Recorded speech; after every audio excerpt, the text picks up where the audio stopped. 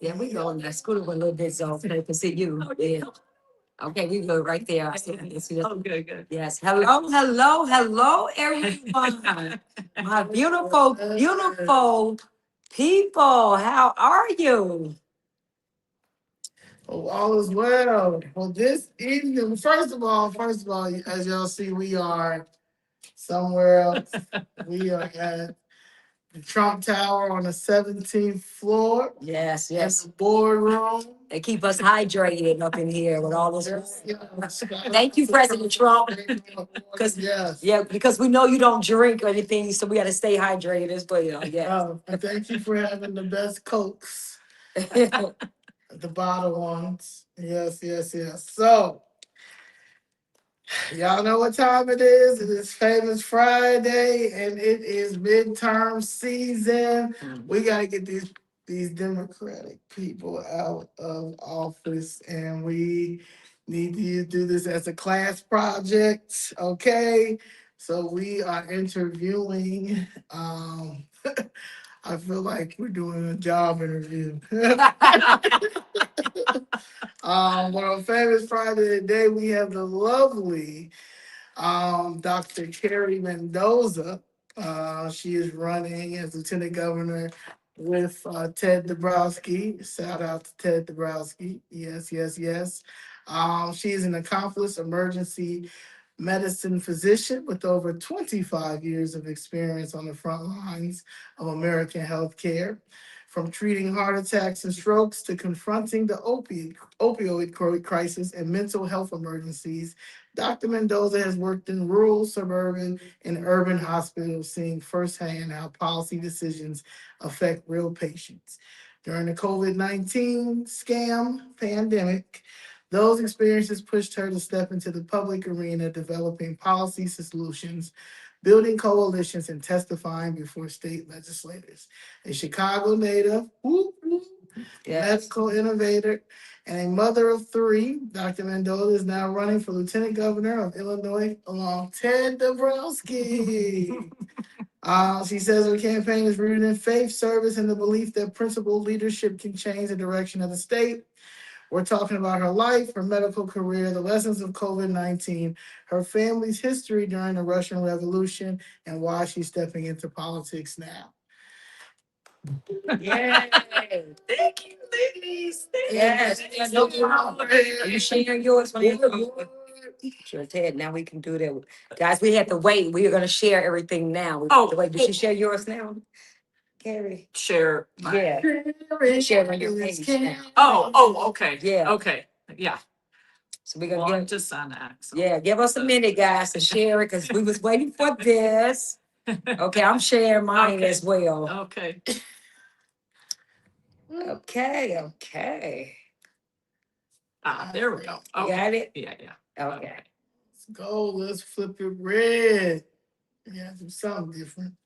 Let me know when y'all ready.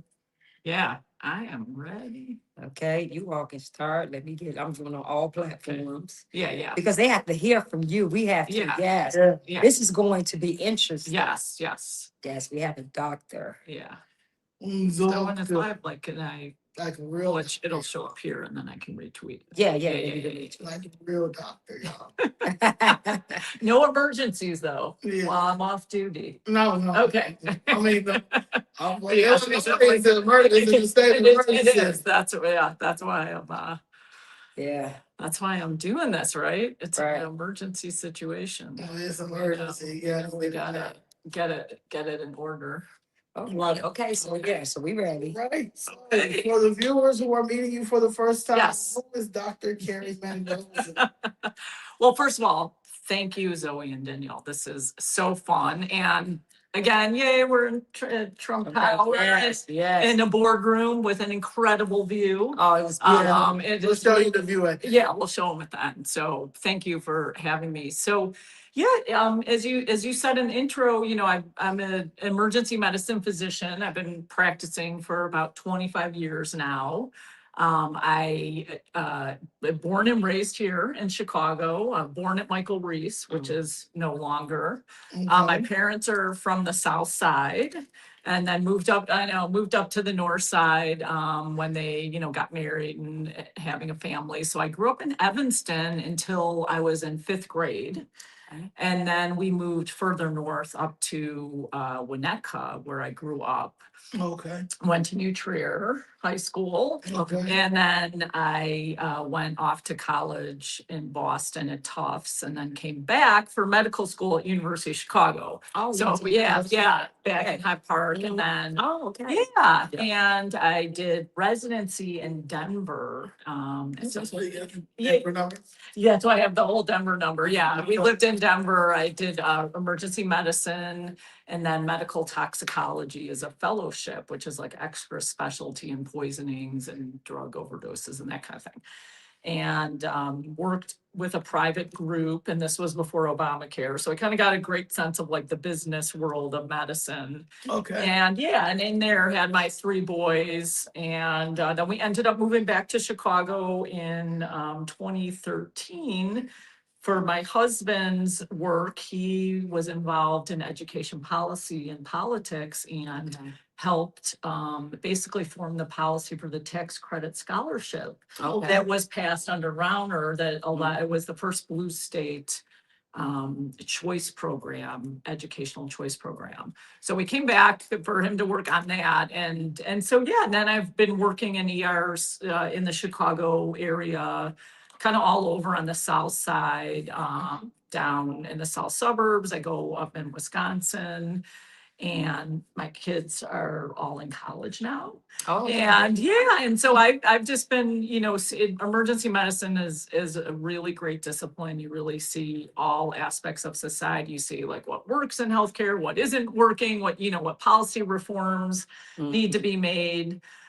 So I got involved in politics, and then we'll get to that, just through, being a mom and seeing like kind of all the politics that was seeping into education and how it was really becoming corrupt. Yeah, that's good, because that's one of the questions. Yeah. But no, you can talk about, because that was one of the questions that we had. What made you get into politics? Yes, which that. Well, I still practice medicine, but where I got more interested in politics really kind of started back early in my career, before the opioid crisis got going. Like I'd see little inklings of it, and it really exploded. And dealing with that in the ER, I learned a lot about how policies that get hardwired into this whole administrative state of healthcare and a lot of aspects of our government, but how a bad policy, once it gets its tentacles in, it can just explode and do so much damage and hard to pull back. And so with the opioid crisis, what a lot of people may not know is that the pain scale was mandated for every single patient when they would come into the hospital. So you'd have to measure what their pain level was. And the reimbursements through Medicare and Medicaid and the government were tied to what the pain was. And that was coupled with pushing to give them opioids because they wanted to have a good pain score. So in the ER, I would see it was so sad, like young girls being put on opioids for, like period cramps and like minor things that people were giving opioids for because they wanted this good pain score. And we all know it just exploded. And then it was so hard to pull back. And a lot of the devastation was ignored for so long. And President Trump, under Trump 1.0, actually, a lot of people might not realize this, or remember, but he really convened a panel and really dug into trying to stop the opioid crisis. And one thing he did was take out of the regulations that reimbursements were tied to those pain. See, that's right. So I got involved in thinking about like, wow, I didn't really understand how these bad policies can be so devastating. That's right. Yeah. And then you kind of fast forward to when with my kids going to high school where I went at New Trier, and seeing just the difference between when I went in the 80s, dating myself, versus what they were experiencing. It was so politicized, and the quality it decreased. And then when you were trying to talk to the school board, talk to the teachers about all this, it was like the gaslight. Yeah. And so I got involved with like petitioning our school board, trying to help change policy. And then when COVID happened, similarly, we were trying to get the school reopened. And my experience in the ER, I saw the divergence between what actually was happening in the ER, and who was really getting sick versus what was going on. Like, there were more restrictions on my kids than I had at the hospital. See? Yep. Okay, so I got, as a lot of moms did, a lot of parents just got very, politically active, saying, okay, we got to get the schools open, we have to change this. And that's where I met Ted, because he's also a parent in our neighborhood. And Oh, so you met Ted at that? yeah, his son Oh, and okay. my sons are at high school together, and we worked together to try and get our school reopened, try and get the restrictions dropped by, he really got into the research of seeing like who was really sick by looking at the death records at Cook County, and seeing there was all like people with a lot of comorbidities. It wasn't any kids. And then I was lending my experience of what I was seeing at the hospital. Again, it was in general older people with a lot of comorbidities. And I, was trying to share that experience. But as you guys know, it just was an alternate universe. Like Censorship, about. and they Yeah, didn't believe you, and Yes. they still would not, they wouldn't go against the teachers who That's wanted right. to close. Yep. So, It's when you said that, that's really when I really start paying attention to policies okay, and really got into politics. It was around 2019 during COVID, because like you said, it was some things that I knew that my husband, he was a CPD officer, and okay, they were they made him where they made it mandatory where they had to get the COVID shot. And I knew that was against his constitutional right, but they threatened his livelihood, his job. So that made me go deep dive into policies. And then when you do that, you see how policies are tied directly into your everyday life and how it affects you. And then that's what happened with me, yeah. So yeah, that I can understand. yeah, it's like, Mhm. right, I think during that era, a lot of people who may not have paid attention to certain things were Right. like, oh my gosh, wait, this is Sure. so Mhm. outside the norms. And they could see like, oh, I could go protest, but like my kids can't go to school. Mhm. It's like, How does that like the virus it's like just they're like, doing now. Yeah, Right, yeah, right, right, right. right, like the Exactly. virus like evades it. Right, right.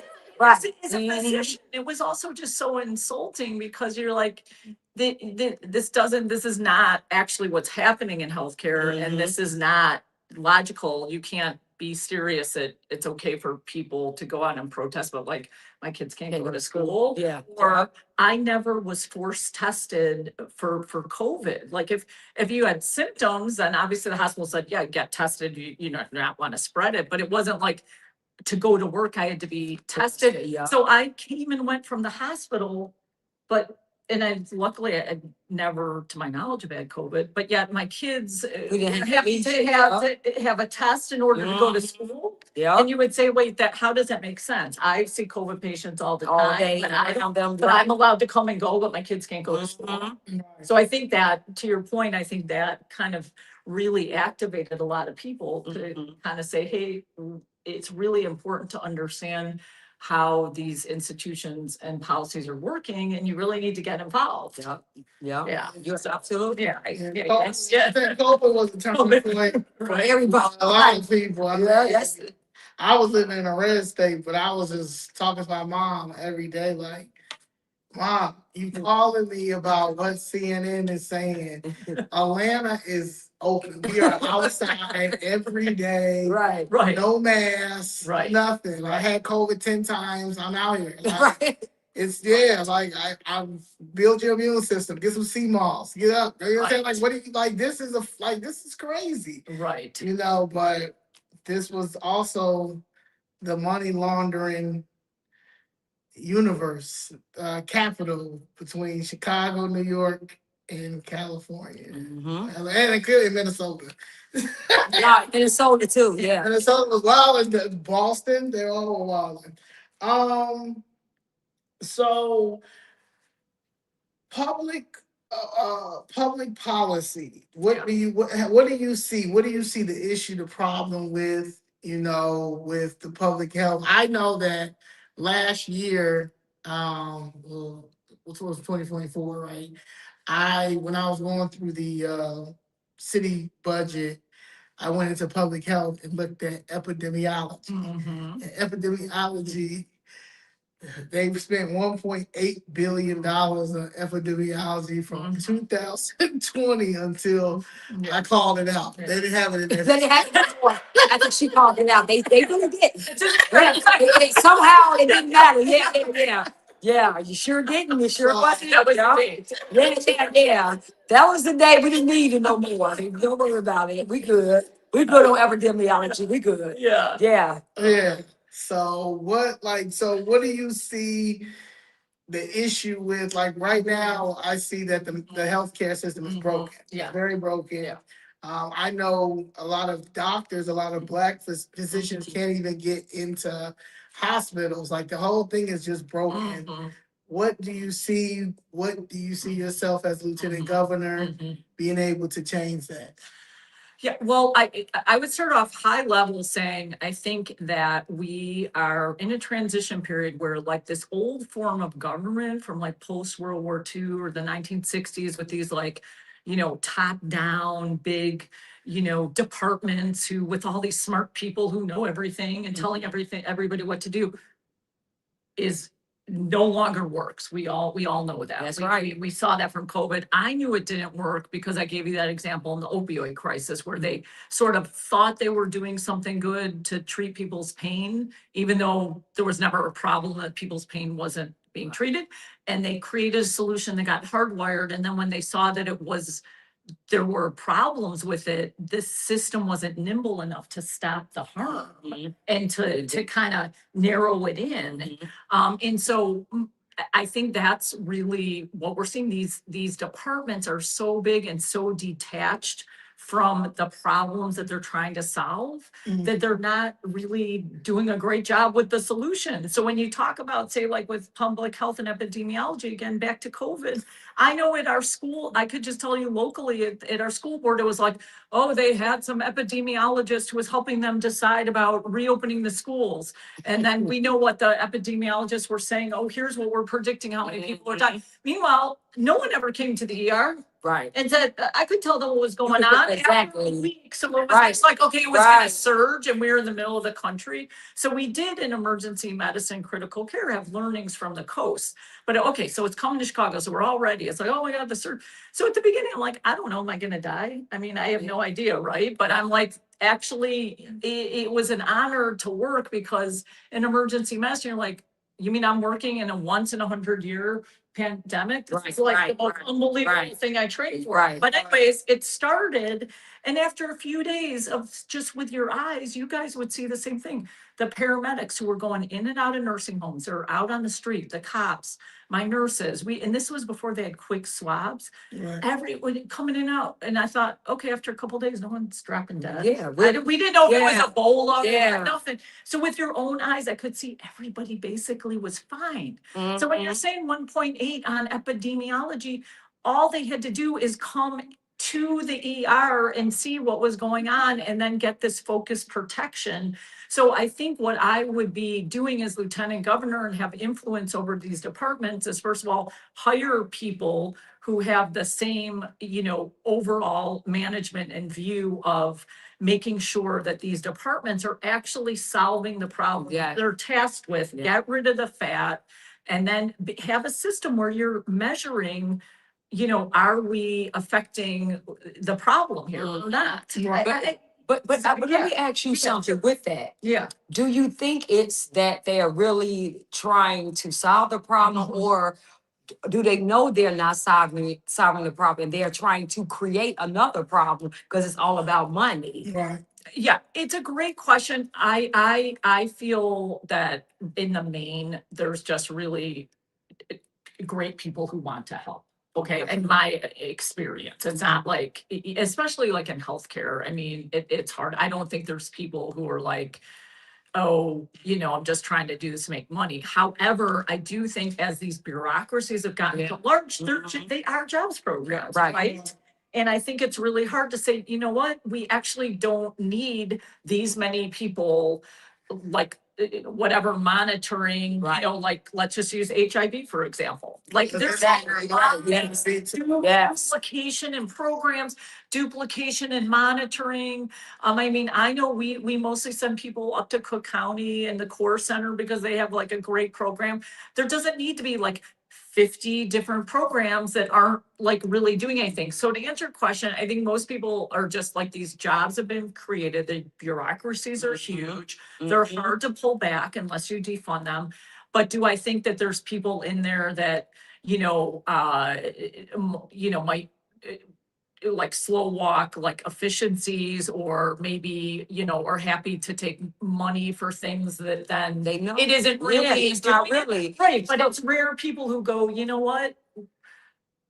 We shouldn't take this grant money. I mean, it's just, they should, but the reality is they're kind of like, I'm not making excuses for them, but they're like in the system. And I mean, I don't know. I mean, I look at it as just a money laundering. I think there's some of that, sure. That's what I feel. There's definitely fraud clearly involved. Like just again, back to COVID with all these like testing things. I mean, when they were doing whatever company they contracted with, again, up in New Jersey, I said, this is ridiculous. This is a spit test. It's not accurate. Who is making money off of it? But then you knew It's ridiculous. Someone's making money. because you knew that, because remember when the doctors had started to come out and tell the truth and saying, hey, no, you people are not dying, this and that. They start censoring you all. And it was some doctors who could not talk about that. And they lost their job when they came out and realized it's true. Right. So I think it's sinister. Yes, no, very sinister. And at that time, I was personally, after I knew that people were going to be okay, I was shocked at how many people went along with the lie. I was shocked because, again, how could they see people on TV protesting? Remember, that was after like George Floyd. People are out in the street protesting, but then they think that they're yelling at people in their neighborhood because they weren't wearing a mask. It's so weird. Yeah. So why did you choose to run with Ted Dabrowski? How did that come in? Yeah. Well, as I was sharing with you, Ted and I know each other from our neighborhood, and we worked on trying to petition our school board to improve the curriculum, and then with COVID, trying to get it reopened. So we really bonded just based on those common issues we cared about as parents. And then Ted, has done so much great work in terms of trying to uncover all the problems and trying to communicate clearly about these problems in Illinois. And so when he decided to run, he approached me with the rationale that my experience, as a physician with some of the things we already shared, but understanding a lot of the waste and fraud in healthcare. Right. And then just the issues as like a mama bear and, wanting to improve in the schools to be better, being concerned about, with my kids, like everyone, this, I mean, I have 3 boys, so it's like the boy shaming and that culture around how boys are being treated. And so we talked about it, and I was honored to be asked to run. And we feel that, to beat Pritzker, you really have to get a coalition of people excited downstate, but also up here in the suburbs, and so I think our, us together really kind of brings in the concerns of a lot of people up here in the suburbs as well as downstate. Yeah. Okay, well, let me ask you, what role should a lieutenant governor play in shaping state policies? Well, I think in this day and age, I look at this as a different time than 4 years ago, 8 years ago. I mean, things are so extreme in our state and blue states in general, just with the radicalism. So I think, Ted and I really envision my role being, much more active than maybe, past lieutenant governors have been, where a lot of people in Illinois are like, I don't know who the lieutenant governor is. Julia Stratton, who she is, now Yeah. you're gone. Yeah, right. Loser, Yes, sir. Mhm. You're right. So I mean, as you can tell from our conversation already, I definitely have a lot of strong feelings about things that I would want to be fixed. So I really would work with Ted in terms of, executing on the vision he has, but really being active and trying to fix, bring up the quality of healthcare, bring more of the actual people who are seeing patients, get that funding right, take out a lot of the waste and abuse. I mean, healthcare is such a big part of our budget. Yes. So I would definitely be very active with that, as well as like education, and, just really helping Ted execute on fixing the state. Yeah, because I think that's a big role. Yeah. Because we do have a lot of fraud and Yes. wasteful spending in Yes. healthcare. Yes, so And much. that's something that needs to be addressed. I also wanted to, because there's so many people, because what President Trump is doing right now, and then you got about with the healthcare, right? Yeah. And now you have the Democrats fear mongering people about he's cutting off healthcare and things like that. And can you just slightly touch on, because there's a lot of people in our community who think that Obamacare was just the best ever. Can you kind of touch on how if it wasn't the best care and what you see could be the best care, of what President Trump is implementing now when it comes down to his plan in healthcare? Can you kind of just show the contrast with that? Sure. So I started practicing before Obamacare. Okay. And, really what it was this promise of, of course, like, it's always the promise of like lower prices and everything's better, and when you're in healthcare, you know that it's very complicated, and that wasn't going to happen. Basically, what Obamacare did is give the money, even more money and control to the insurance companies. So what really happened is there was just mass consolidation. And what that means is like doctors who had, were able to just have small private practices weren't able to deal with like the reporting burdens, and there's basically the money was all to insurance companies. So the amount of effort it takes to claw the money back after you see the patients is too much for like small healthcare groups. So they all got bought up by hospitals. And then of course, there are these giant systems now, and insurance companies have bought doctor groups and hospitals. And it's done is continue to raise prices and make people more frustrated. So that was really predictable, but that's what happened. So there really is a continued shortage of doctors. There's continued escalation of prices. I think there's a lot of places where services have just continued to just decrease. So I think it just giving the money to the insurance companies instead of giving the money, more money to the actual patients, as well as the doctors who are seeing the patients. So patients can pick where they want to go. Right now, no one knows what anything costs. Like if you come in the ER and they say, oh, you need an ankle x-ray, I have no idea what's going to cost, because it depends on your insurance and no one can answer it. That's right. There's nothing else in our economies that functions that way. So I think what President Trump has done under his first term, as well as now, is really, one, try and increase price transparency. Okay, it's very complicated, but it's important to start with that, because what it is people then can see, well, why is, my whatever an ultrasound you need, why is it $2,000? People need to see the prices and to kind of be involved in the pushback. So price transparency started under his first term, but he's increased it now. I think the Trump RX is amazing. Is amazing. There was a lot of with Obamacare, they allowed these more middlemen. And so there's these middlemen pharmacy managers, and basically Trump is trying to pull that back and then lower the prices by saying, hey, if insulin is selling, at $5 and, in Canada, then it's going to be $5 in the United States. Right. Huge. I mean, those are the, the two big things that come to mind. I mean, I think the third thing we hadn't touched on is just the gender ideology issue. Yeah. That's good. But he has done an amazing job with that, pulling it back. So, I mean, those would be, and in Obamacare, because I think of the consolidation and the sort of top-down approach, that gender ideology thing was able to get hardwired in there Mhm. as a civil right. Mhm.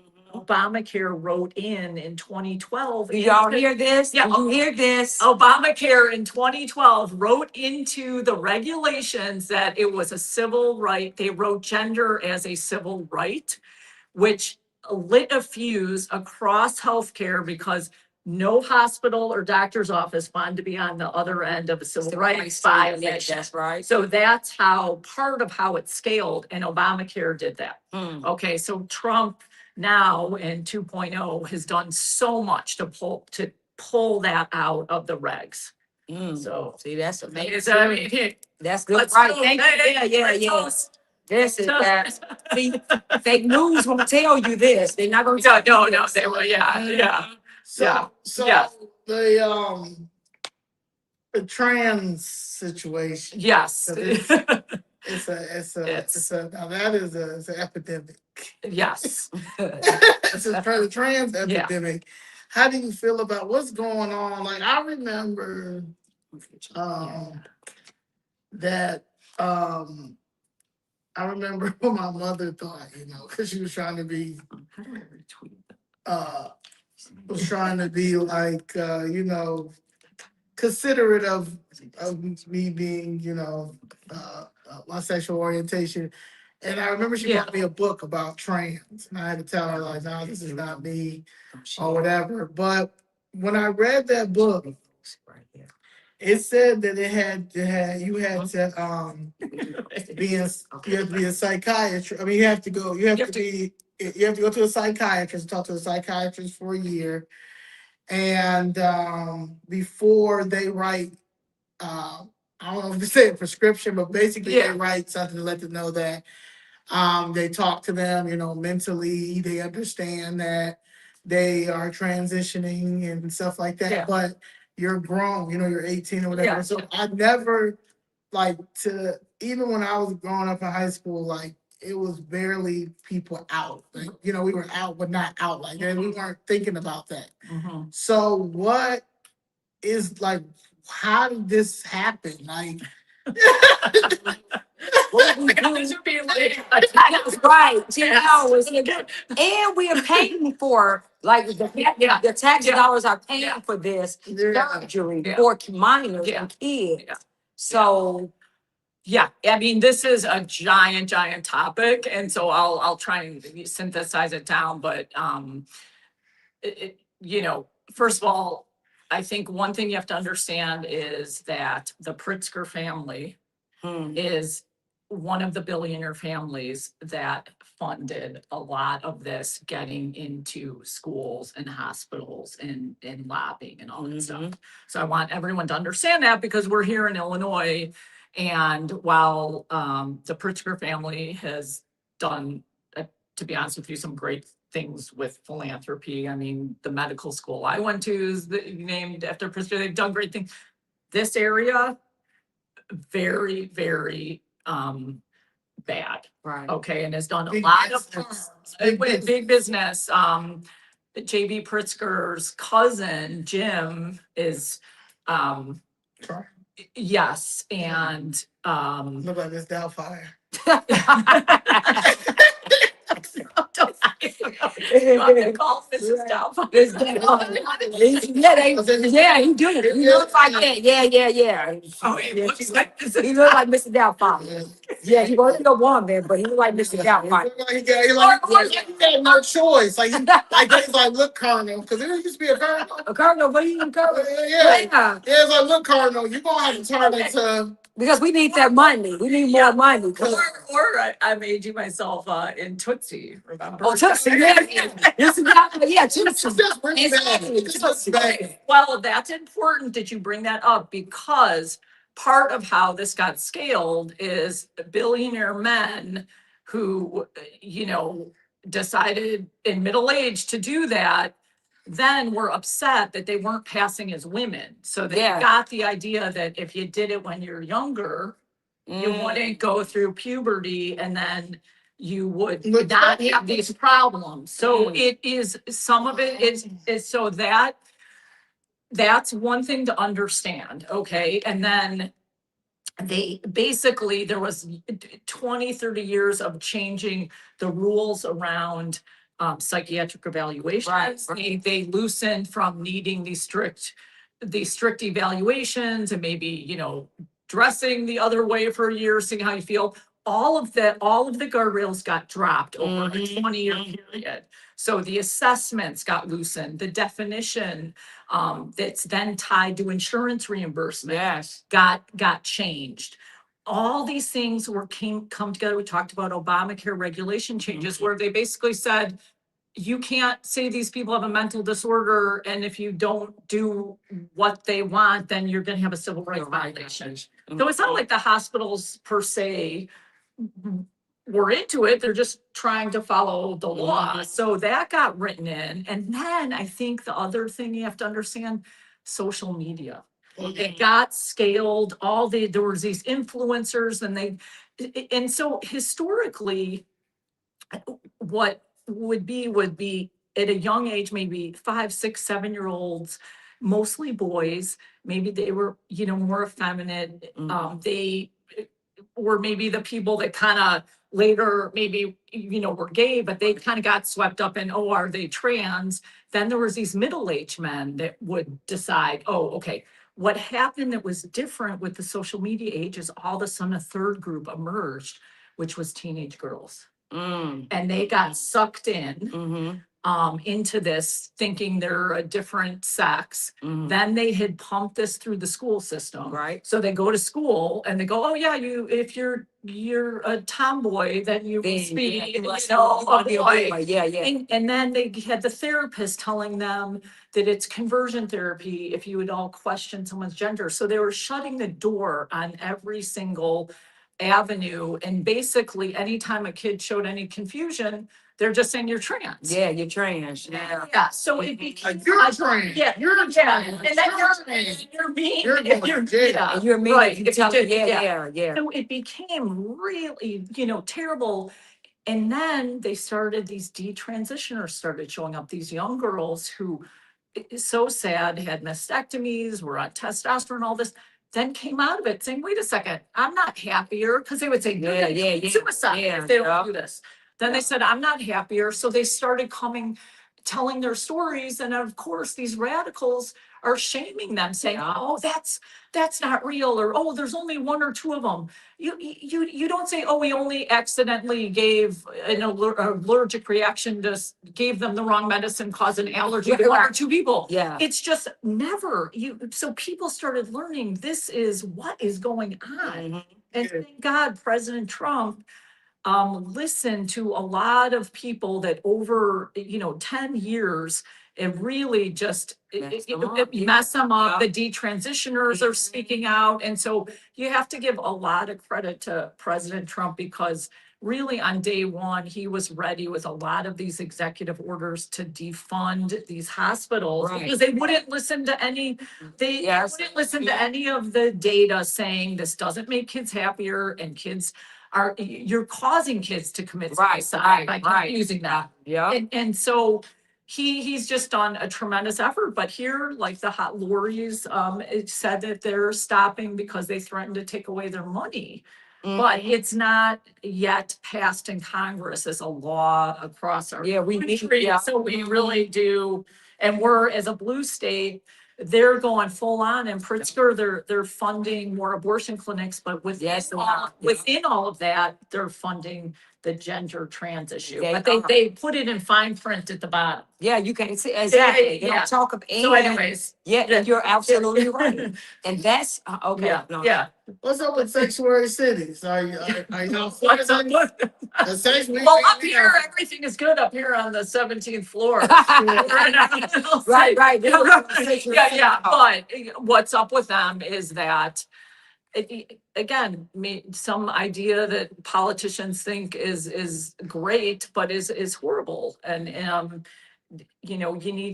criminals need to be held to account, and taking away guardrails, taking away, any type of, action that comes from their crime, saying, hey, you can't do that, is terrible. So yeah, Ted and I are against all of these, the euphemism sanctuary policies were for, criminals being kept in jail where, they need to get help. A lot of them are on drugs, they have mental health issues. So by just continuing to let them out on the streets, that's terrible. But then the people who are, not legal, basically, if JB and Brandon Johnson just follow the law and let ICE come in and just pick up the people, instead of releasing them, there wouldn't be these problems. No, but are Yeah. we ending sanctuary city? And this being a sanctuary city state, are we Yeah. ending those or? Yes, we are ending those. If when Ted gets in, we're ending those because we're gonna follow federal law. We're gonna follow what President Trump is doing. Okay, Right now, JV's choosing not to follow right. federal law. So on day one, you can come in and follow federal law. And then you're not gonna have these problems. We'd also drop the 5152 lawsuits that the attorney general, that every day, there's almost Every once a day, week. yeah. So you know how much money you could save Yeah. dropping the lawsuits? So that's something. You know how much money we can save just in the sanctuary city? Exactly, billions. Yeah, and that's Exactly. billions right there. Billions. So we are paying, so what about, Yeah. I know that, President Trump is, are you all gonna work with President Trump because he wants the voter rolls? He wants Yes, absolutely. the SNAP rolls, he wants the, Medicaid rolls. Absolutely, everything. absolutely. I mean, that's what it would be such a benefit of, a change in leadership, because think about how much waste and fraud and abuse we could get rid of by working with the administration and, healthcare. I mean, they're always telling me, oh, we don't have enough nurses and they don't give the nurses raises and all this, all of that. Staffing properly, helping the people that need to be helped. So of course we would be right there. And wouldn't that be amazing? That would be amazing. To help our own citizens and the people we've been here yes. our whole lives, Look, right? I'm for, Yeah. you all know what my stance Yeah. is. So, Yeah. DEI. yeah, I'm for Deport America, Yeah. America first, Yeah. Americans first. Yeah. I believe that those Americans should have those jobs. Yes. We keep saying that it's a job shortage, but the Democrats are crying about all the illegals that's leaving their jobs and because they're too scared to work. Well, how about putting those Americans to work and put them in those jobs? See, and then there we go. We ended. Now we have ended the Yes. job crisis that Absolutely. Americans have. So we gotta end this mental health crisis. Yes. yes. What about mental health facilities that we? Yeah. Yeah, because not just that. Let me just say this, because I hear Pritzker and Brendan Johnson talk about these mental health facilities, but I have experienced people who not only have mental health, they have alcohol problems, they have drug addiction problems, and there's nowhere like in Chicago, there's no facility, young people, because a lot of this crime have to do with people on drugs. Totally. So, but there's no facilities that they can go to that's free that'll help them get off drugs. So I have people that I know, and we have to call around, and it's not free. Yeah. So what? No, exactly. I mean, that's a perfect example of where the resources are not being properly allocated, right? They stealing, Dr. Mendoza. Right, they are. Yeah, well, I mean, it's just not being properly allocated. And I deal with, obviously the, mental health emergencies and drug and alcohol abuses comes to the ER. And you're right. It's like there aren't enough rehab facilities. They're, even if someone has Medicaid, a lot of these facilities don't take Medicaid. So with all of this waste, fraud, and abuse, we would put it into the proper mental health services, help people get off the drugs and alcohol. You're right, because then they can't, a lot of that, they have to deal with that first before then getting to the yes. other issues because they're like self-medicating, That's it. you know. Because see, Yeah. in order to deal with crime in Chicago, because I know You don't need the military. yeah, but see, the Chicago crime is, Chicago crime is really, when you say Yeah. Illinois and things like Yeah. that, the crime is really in Chicago. Yeah. But we only have a handful of the people that's committing the Yeah. crime. It's But not it's everybody. concentrated. Yeah, it's so let's just say 2,000 people Yeah. are committing all the crimes that we Yeah. see here. Yeah. But a lot of those are young kids, Yes. but they have addictions to Yes. pills. They have addictions to drug, Yes. lean, things like that. Yeah. And then you say, we're going to get them jobs. And I know Brandon Johnson didn't, but you can't because those people are on drugs. Totally. So, and we're not talking about weed. We're talking Yeah. about drugs like that. But when you go try to get those kids help, like I said, it's nowhere Right. for them to go. So the crime keeps being committed, and then we have a recycle of this is what's happening. So I think It's going to continue to be a cycle. it's going to continue with those just the 2,000. I'm just saying, but just the 2,000 that's committing crimes. Yeah. It's just going to be those 2,000 that's going to keep committing crimes if you don't get that help. So Yeah.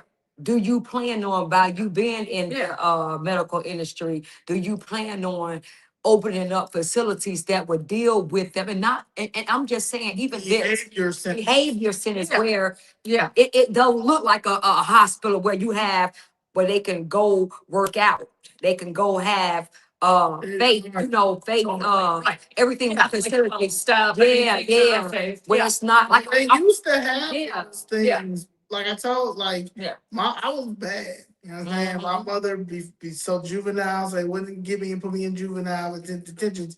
I went to these behavior centers. One was called Four Winds. It was in Saratoga. It's no longer there, but Four Winds was one of the best behavior centers in the country at that time, and it was like little cabins. right. Understand? But it had everything, you learn about coping skills, you learn Yeah. about, like, none of these people, like, you're gonna have to bring back Yes. when mental health, when people took mental health seriously, when they had real physicians, they had a difference between the psychiatrist, Yeah. Yeah. psychologist, a psychologist, and then you have the therapist, not a social worker, a mental health therapist that understands, because these kids, like I said, they're suffering from PTSD. Yeah. They've normalized the gunshots. You hear those? No, that's not. We're not in the war. We're not. That's what I'm saying. That's why you gotta bring the military in, because I'm trying to tell you, I feel like the military will make them feel more protected, because no one has really went into the communities and asked them, what do we need? Yeah. And they will never ask those questions because it's $1 trillion business to continue to keep this going. Yeah, I know you guys make such great points, because again, all of us, living here, growing up here, and working in the ER, it's just tragic to me that there's just ignoring, the killing on the south and west sides and all the problems, right? And it's become like a political pawn. And as you said, it's just like $1 trillion industry. So they're just, people have these jobs, but they're not like ever solving the problem. That's right. And so absolutely, if having the ability as lieutenant governor to really, first of all, say what are things that are actually working around the country. That's what I mean. There's been, so, like you're saying, since the 1960s, trillions of dollars poured into it. What is actually working the best? I know some things just working in the ER. I mean, I'm with you on the faith and the 12-step programs, but you're right. So some of the wraparound services, things that actually work, though, Right. not like the fake stuff. Like, oh, there's an NGO and they got $5 billion grant. These fake churches. Yeah, the fake churches.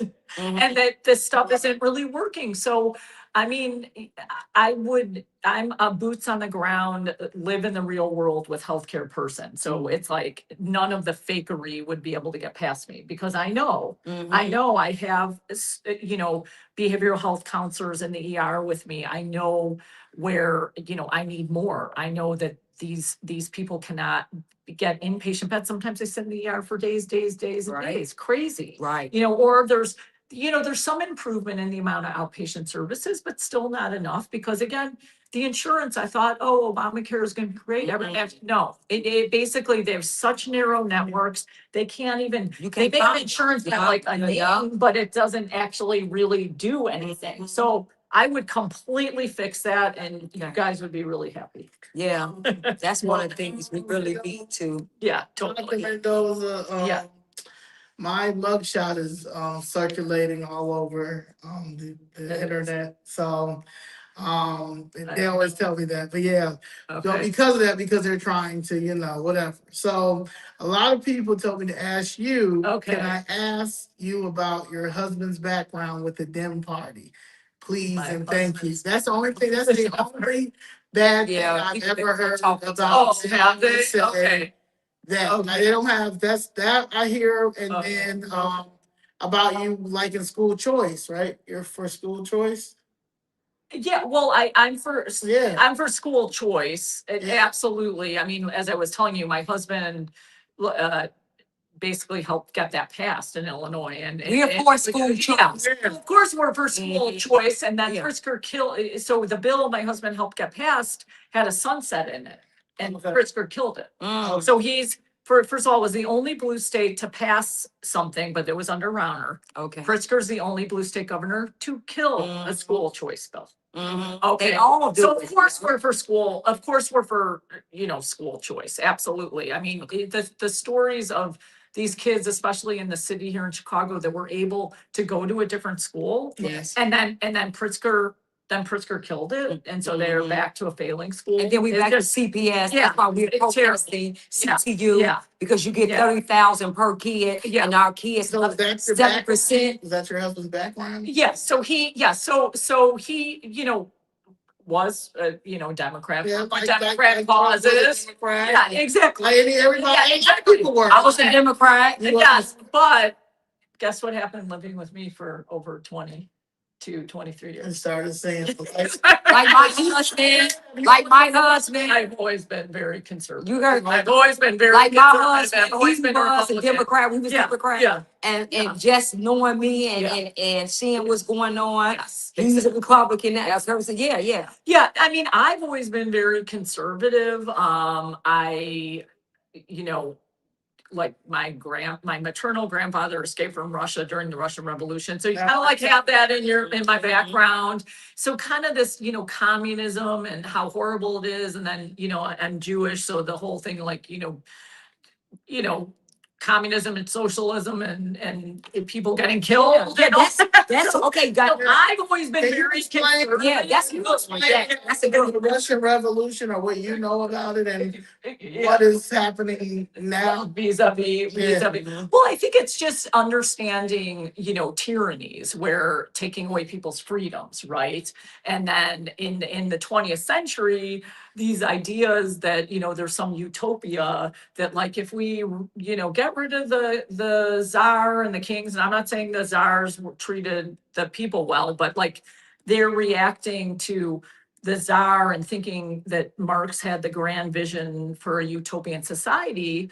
So then when they tried that in Russia, well, oops, in order to get people to go along, you have to start killing everyone. Mhm. And then it was just descended into a tyrannical, situation where there just ends up being a few people at the top, everyone's At the poor, and they're bottom. killing people. Thank A few you. people at the top, everyone at the Thank bottom, you. and they're killing people. Yeah. Well, this is the complete opposite of what our country was founded on and how we prospered, right? And it's the 250th year of, the Declaration of Independence. Woo! And it's totally based on ordered liberty. So we have liberty, but there's order to it, right? It's like there are natural laws, there are guardrails and things you have to follow in terms of also, our founders were, thought faith was very important. And that's what's needed for the best chance to flourish as a human and be part of a civilized society versus being, in barbarism. Right, Where right. people are killing each other and then they're just like consolidating their power at the top. So yeah, my grandfather, was like an engineering student, and then the revolution happened where it was basically clear, like, okay, if you're not with these people, you're going to get killed. And then being Jewish, it was like, okay, if you're Jewish, you're going to get killed. And so he and his brother escaped and already had a couple family members in Chicago. So they ended up coming here and, basically like the American dream, where they're so happy to be in a place where they're free and they can practice their religion, raise their family, not be scared and all that. So it's just crazy that we're cycling back into the, like people are like swept up thinking that the utopia is possible without having learned like it's shocking that they don't know the lessons of communism, that it doesn't work. And I think that's the schools, I think the schools don't teach it. So that's the question. Right. And That was communism. that was one of the questions. This is very important because we are being indoctrinated and we are trying to be pushed. I'm not being indoctrinated. Not what our kids are. Like they're trying to push this communist agenda here in America. And that's one of the things we want to ask you. What lesson do you think Americans should learn from the history of communism and the Soviet experience? Can you tell them that that's not something that socialism that Brenda Johnson and CTU keep telling you they are? Yeah, well, I mean, it doesn't obviously work. People really get hurt, and then people at the top are basically trying to consolidate power and steal. So I think, he talks about socialism, communism, Mondami, all of them. I think now in the 21st century, it's almost like a form of extreme crony capitalism, because I'll tell you why. It's not like we're going to have gulags and, things like that, because we have the Second Amendment here. Right. They can't take over that way. I think digitally they'll try, right, to close people off. We saw that during COVID. Yeah, that's what But the socialists, it's more like they are just becoming super rich by getting these people to come along to think that they're going to do something better. So it's it's like, like a Ponzi scheme. right, it's like crony capitalism, like their little group, their little group's gonna, also get rich. They don't get rich. They're saying, like she said, they say they're against capitalism, but all of them They have they houses. They Nice cars. Yeah, like all Bernie us, Sanders. money. Yeah, Right. Bernie Sanders has many houses. Yes. They're Brandon Johnson, he's worth what, 5 million now. Yeah. Stacey Davis Gates, Right. they tell you they're fighting socialism and Yeah, no, capitalism, it's- but they're getting rich off your tax dollars. That's They don't. exactly. Right now they're fighting people who are not stupid, because y'all, I'm not saying y'all, but come on, man, y'all gotta do better than this. Well, you have to have the moral courage to stand up and say, well, that's not true, and you're also like have an obligation to be educating the kids, and you're not. And of course, we think, they want to keep them uneducated because it's easier for them to control. But of course, that's morally wrong, and so that's what the fight we're in together. Three more things. Sure. Somebody clear something Yes. up. Her husband was a Democrat, Yeah. but she's always been conservative. Yes. He worked on a policy for school choice, Right. that Romer put in place. And as you saw, Pritzker, he doesn't care. He's a dictator. He's everything that y'all say Donald Trump is. So he killed the bill. So I want that. We got a housing issue in our communities. Yeah. They're stealing our properties. Yeah. They're stealing our generational wealth. Yes. A lot of people don't want to touch on it and talk about it. They're taking from our seniors. They're Yes. preying on our seniors. So, have you and Ted talked about that? Are you gonna be working on some solutions? We need some, Yeah, I mean, definitely, property tax reform is huge. I think anyone running on the Republican side, is aligned in the sense there needs to be property tax reform. Like Indiana has a cap, like 1% of the value. There's, again, a lot of really good practices around the country. But I do think with seniors, like my parents are, my dad's 90, my mom's 89, like it's like people want to stay in their homes. And I think that there needs to be a solution for seniors, because who own their home, they shouldn't have to. I think they shouldn't have to pay property taxes. If they own their home, Right. and they've been in there for all this time, Exactly. you shouldn't take their Yeah. home. I think it should Yeah. be I think we should. If we cut the waste, the fraud, and Exactly. abuse, we'll have more money for those I- programs like that for seniors. I, I think that's, yeah, because you have these other red states, what is it, Tennessee, and things they're trying to, even Florida, they're trying Yeah. to abolish property Exactly. taxes because they're bringing so much revenue in. Exactly right. So I think that huge priority, and then just first time home buyers, just up and down the scale there, it needs to be stabilized. And I think just there's so much waste, fraud, and abuse, and I know we could make it happen, but that's a huge priority.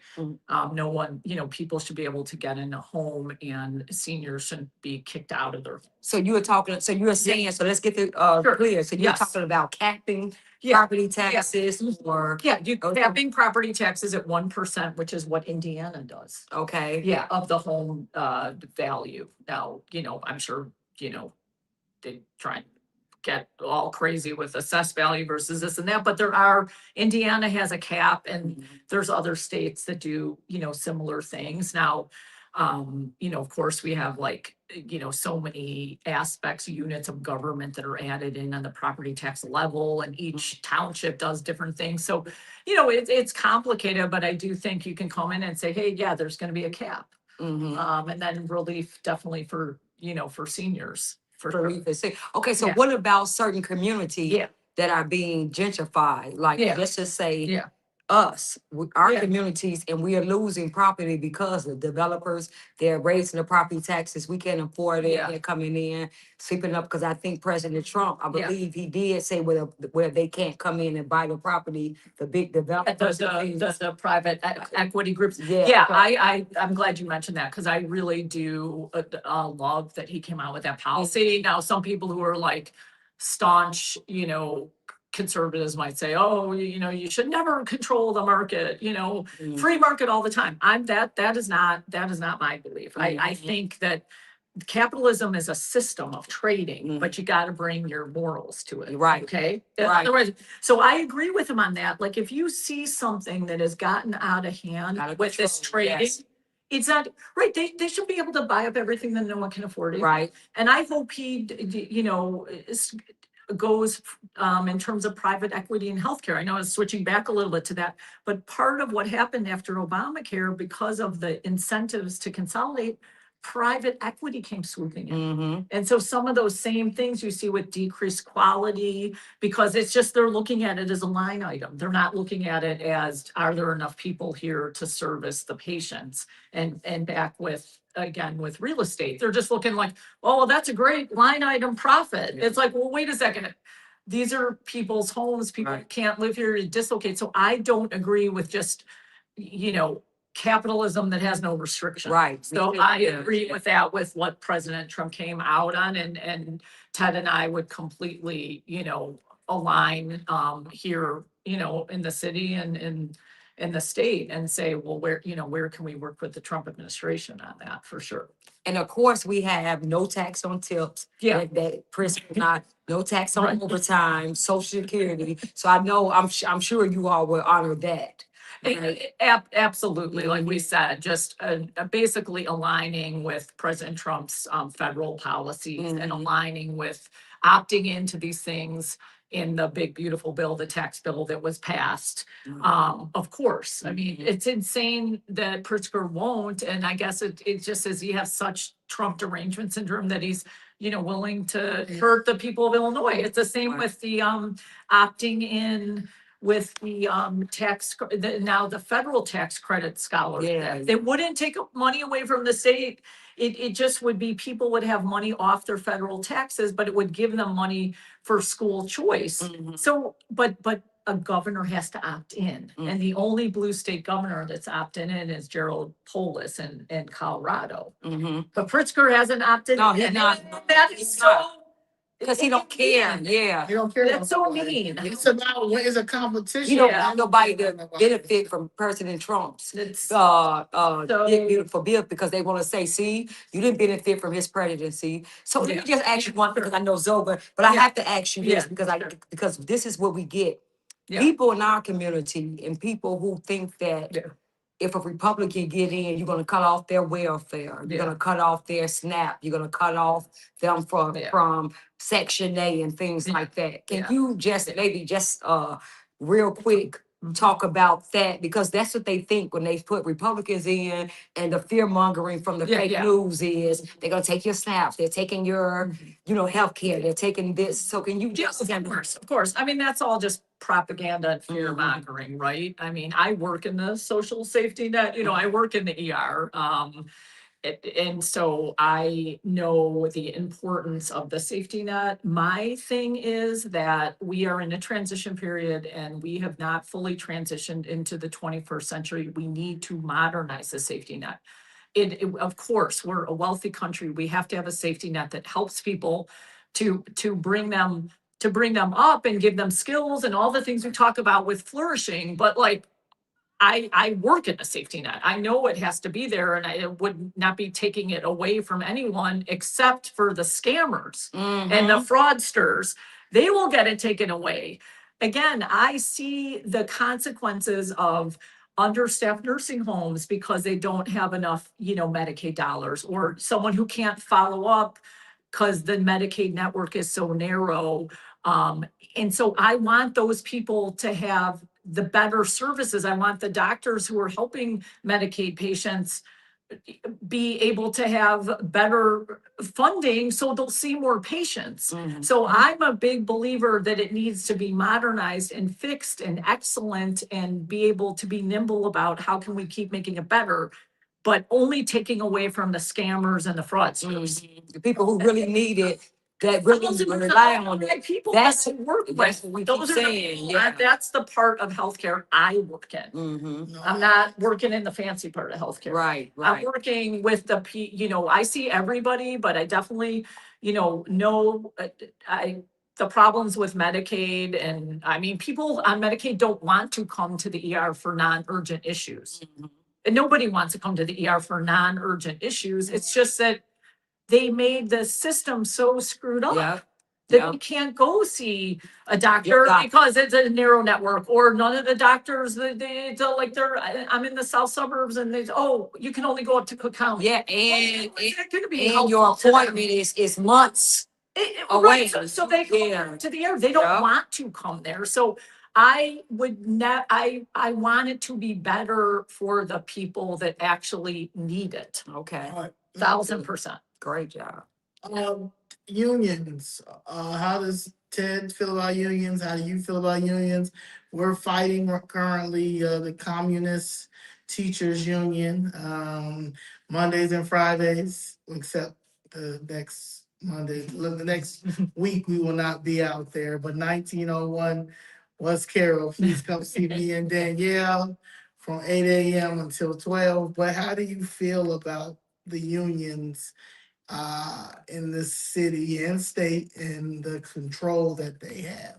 Well, I think, first of all, there's a difference between private sector unions and public sector unions, and I think, like we were talking about before, things are in phases and cycles. And I think clearly the public sector unions, the way the system has been set up, where, they have the politicians in their pocket, and it's just this, unvirtuous cycle.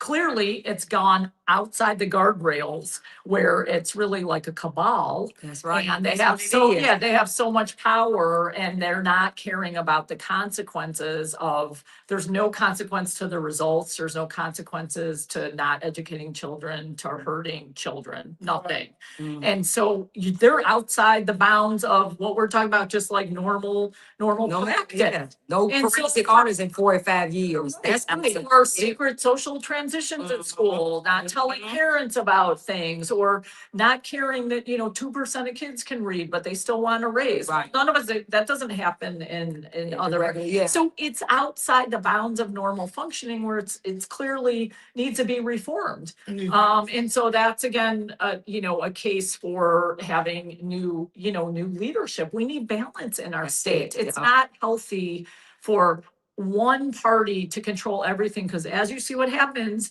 it gets so extreme and they are so corrupt. Corrupt. And that happens to all human systems, That's you know, through time, but that's where they're at with it. So I mean, we're against it. Are you gonna fight the corruption? Are y'all Yes, gonna fight the corruption? absolutely. Are people going to Yes. jail? Are we Yeah, yeah. arresting people? Yeah, Are we yeah, people if they prove to commit a crime. Yeah, Right, yeah. yes, I mean, yeah. Because- So, okay, so Operation Grey Lord, are you Operation Grey Yeah, Lord? yeah, Yeah, we need that again. the judges, everything. So are Yeah, we, yeah. are we doing, when you come in, are Yeah. we going through the books Yes. line by line? Because Yes. we have some, Because I can help. we had some candidates that's running because said they're going in, when they go in, Yeah. they're going in the books. Of course. And when they see, so Yeah. think about a Doge maybe, Yes. and maybe like if we gotta get the feds in, because the money been stolen here, you seeing how the money was laundered here, are we talking about that type? Yes, we are talking about that type of thing. We are talking about the best people in the country coming and saying, come in and help us fix this. We get Elon Musk, everyone, the best people. Ken Griffith, the left is coming, come back in and help us fix this. Big balls. Okay. What was that? Yeah, what was big the- balls. We had big balls in Illinois. Where's the big Yeah, but balls you- at? yeah, he Who was had in the DC, Doge, right? I know, young boy. Yeah. Who he was in in DC. Elon? Yeah, they Well, said we he had big balls, Illinois. okay, We got okay. it ready. We got Right. it ready. But no, we would have the best minds come in and of course go line by line. And again, it's a different time. When you have President Trump in office, you have an unbelievable opportunity to get the best people in here in That's Illinois right. and fix it. And Mhm. and 1,000% on day And he'll one, be we willing would do to that. help.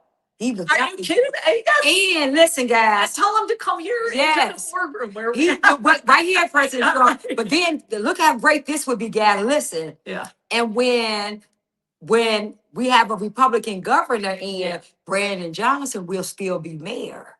So that way, he won't be able to do half of the things he Right, thinks. You see what I'm I'm saying? saying He can't do it now, but he still have, like she says, a one-party rule here. Yeah. So everything is going on, everything is for the Democratic machine Right. to keep them in power. Right. But then we will have a Republican governor who's going to make sure his little, what he'll have like what a close to a year left, and we can work with campaign. campaigning, but we'll be able to get some things, start correcting Yeah. the out of control what's going on. We're starting to reverse the boat and bring it this way, because right now we are headed over the cliff, Right. and we'll be able to pull it back and start turning it in the right direction. Absolutely. So yeah, I think that'll be awesome. Awesome. Absolutely. Yes, if the Beautiful. door is watching, yes, they are to ending sanctuary states and cities. Absolutely. Yeah, people want to clear because Yes. we in Chicago, and Chicago flips red. We're very clear on that. We want to end sanctuary city policy, state, cities, period. Yes, ending. Yeah, absolutely. The education crisis, I know that Ted Dabrowski has wire points, and I know that he's been following. Right. You know, it's embarrassing some of the scores, y'all. Like I know, I mean, it's embarrassing how our kids are reading math. I mean, they're just it's pitiful. I mean, it's like make you want to cry. It makes you angry. So like education crisis, as you know, we have an education crisis, we have a mental health crisis, and we have a public safety crisis. I talk about this all the time. What are you guys going to do when it comes to this education on the state level? Well, as you know, Ted, this has just been one of his issues he's been championing for years by revealing the horrible results, but clearly, you know, they don't seem to care. So obviously, like on day one, we would be, you know, opting into that federal tax credit, so people can have some more choice. I think That'd be beautiful. wouldn't that be beautiful? Mhm. Bringing back phonics, you see the results in Mississippi, Alabama is just being touted as the reading scores totally coming up because they just are going back to the basics. There was these Right. 30 years of this like, you know, faddish teaching and it didn't, you know, it hasn't worked. So we would go back to the, you know, basics. You know, with that, I think, is safety in the schools, you know, a No, lot no, of. we don't, safety is not in the schools. Right, exactly. We would put the safety back in the Right. schools because kids can't learn when, you know, I've taken care of teachers who have been beaten up in Right, school. right. You know, and Yeah. this whole thing with the, like, oh, you can't discipline the kids, you know, so Right. maybe bringing, you know, discipline back in, and there's been results with that. Trains, the train, Kids gotta be the let. buses, We yeah. have to, like, I know that's gonna be on the federal level, but they have to repeal that No Child Left Behind. Yeah. Kids gotta be left behind. Yeah. Well, I mean, a big thing that Ted always talks about is that, you know, there wouldn't be social promotion. You know, you can't do the whole, oh, yeah, they graduated, but they can't read, Right. you know, and that's part of what leads them, you know, they get out, they can't get a job, all this, it's That's it. really terrible. That's to it. do That's this. what It's I'm saying. Why they're striking for more money for their own personal benefit. So who Yeah. not teaching? Yeah. And the last thing I would say is there needs to be a renaissance with trade schools. That, Okay? listen, Yeah. listen. And we're the city that works, right? We're in the middle of the country. We Create have a new great jobs. What history. does that mean? Create new Renaissance business. trade? Well, just there used to be, you know, trade schools that were even part of Chicago public schools that the It kids. was No, CBS. I CBS. know Yeah. people that worked in the ER who were social workers. They said, yeah, I used to, you know, work at a trade school, or I know paramedics who said, yeah, when I went through CPS, you could get your credential as a paramedic. Yeah, a nurse. They had nurse. Yeah, they took the nursing program. Yes, they did. That stuff back in. That's it. Okay, and that would be tremendous because look, the boys, it's not set up for boys. They need, you know, they like in general, like to do more mechanical things, and That's they could right. go, we need to bring those trade options back. There's incredible things. I mean, electricians can make Yeah. livings, plumbers, and that stuff's not gonna be done And- by AI. And then we can incentivize, listen, guys, Totally. think about how many business would start up. Yes, absolutely. If you support trades, then Yeah. therefore they're going to start their business. Therefore, the money that they're paying will, they can put that back in the economy, and then that's how you stimulate the economy and have a booming economy. Exactly. Because you are making sure you create small businesses and thriving businesses. So that's it. Exactly. That's it. Exactly. So yeah, I mean, it'd be amazing. Yes, that's Ted is amazing. very, very into it and totally will be done. Okay, now one thing. Yeah, No, Okay. people have clothes, but one Okay. thing I just, because we Sure. didn't talk about that. Okay, real quick, the SAVE Act, the Safety Act. Yeah. Where, you know, the kids, they let them, the judges can't see the Yeah. backgrounds, they, Yeah. no cash bail, Yeah. yeah. So would that be something that you will reform? Yes. Or is it something that you would just abolish completely? I mean, we'd love to abolish it completely, because obviously, again, if we're talking about guardrails, those guardrails were removed. We're not doing, it's like a feel-good law for people who are shielded from the consequences. You know, but it's terrible to do, to the victims, obviously. We've seen horrible stories like the young lady that was, you know, burned on the CTA. I take care of patients in the ER that are dealing, you know, subject to crime.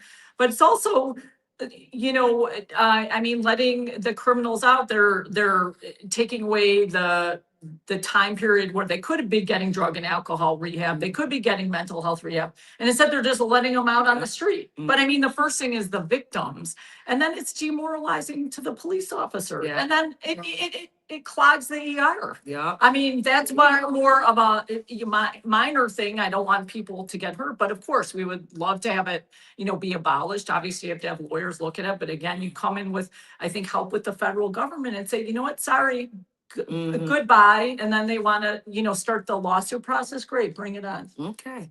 Okay, so Are you okay? And you think the SAVE Act is gonna pass through the Senate?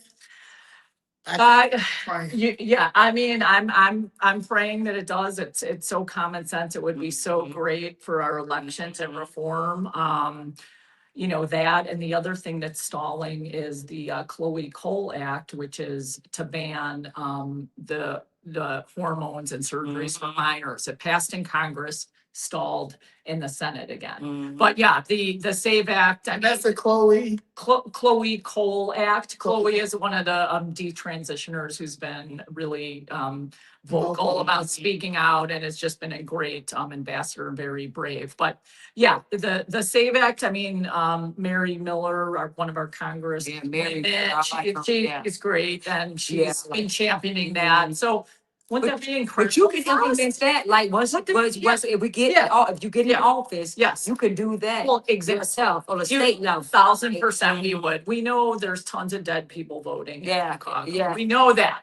That's just like Yes, a bizarre, dead vote here. bizarre tradition. And the back, so what you do, what you implement, That's a bizarre what you implement, hand ballots, like count, or how would you one day counting, how would that? I think it should be back to like when we grew up. It's like one day, Me too. you know, because first of all, like the teachers, like they take the day off. Yeah. And they have like rallies. Yeah, but it would be one day. Yes. And I think and you have to obviously have a valid ID. Thank you. And then, you know, only people who say like service people who are overseas and whatever, they're just not physically in Illinois, or elderly people that, you know, can't get out. Obviously, we obviously, you know, there's fraudsters that try and defraud these nursing home people voting.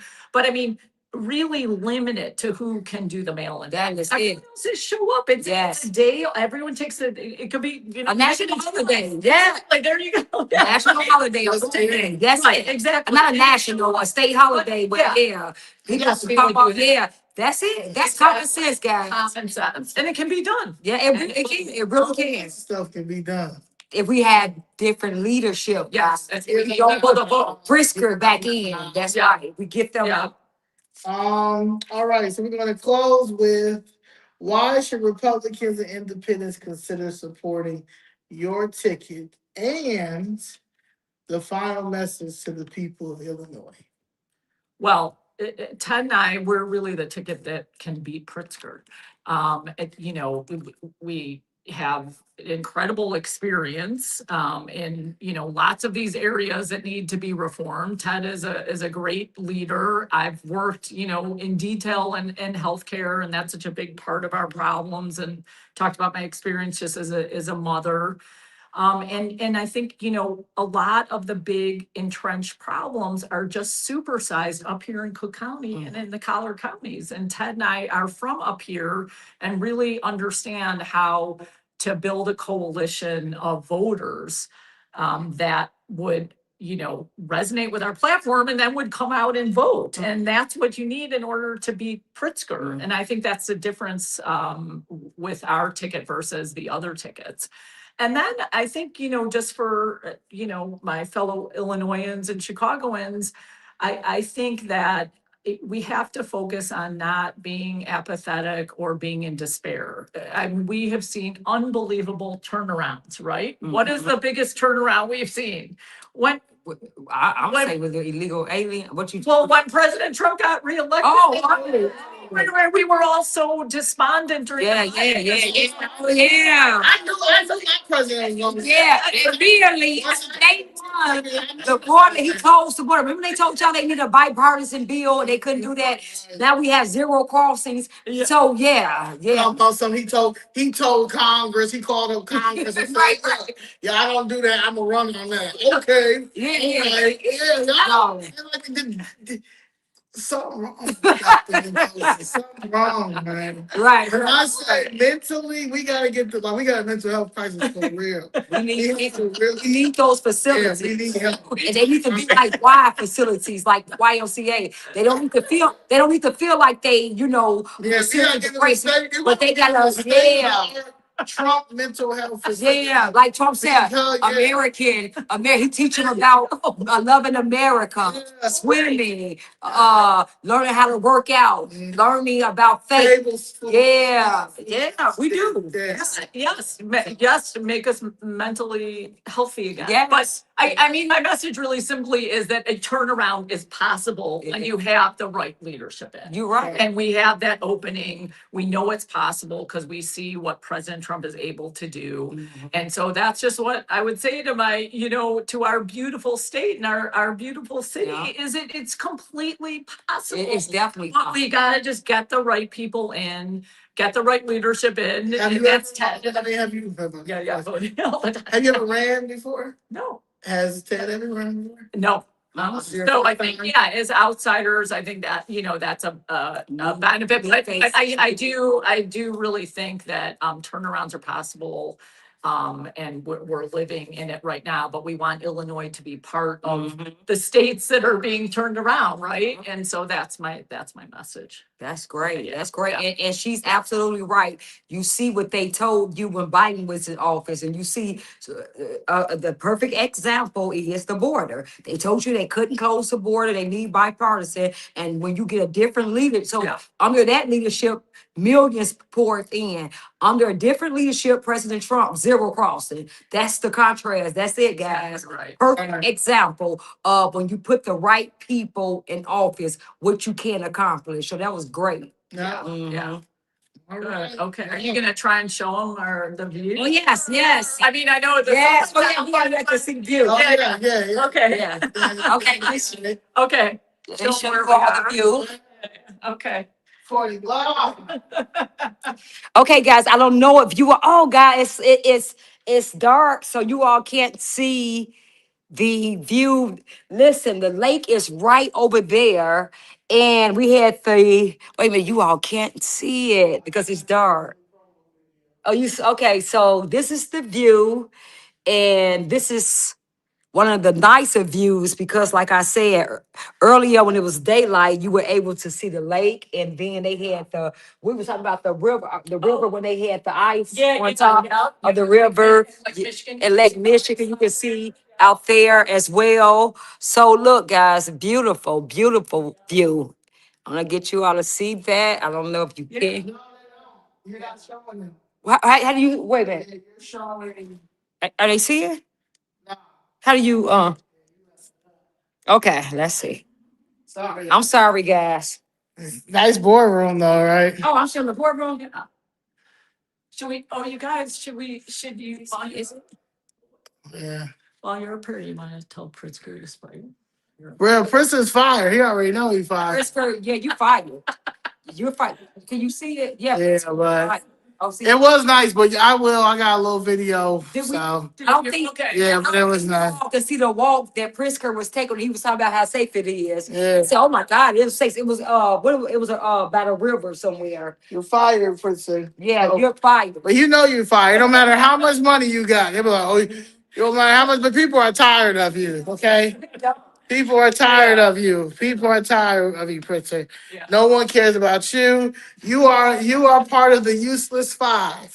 Okay, we're gonna get you out and Tony Preckwinkle out, Lieutenant Governor Stratton out, Kwame Raoul out, and Brandon out. Y'all are gone. And look, when the boardroom, like Trump said when he was on his apprentice, what in the words of Trump, you're fired. You're fired.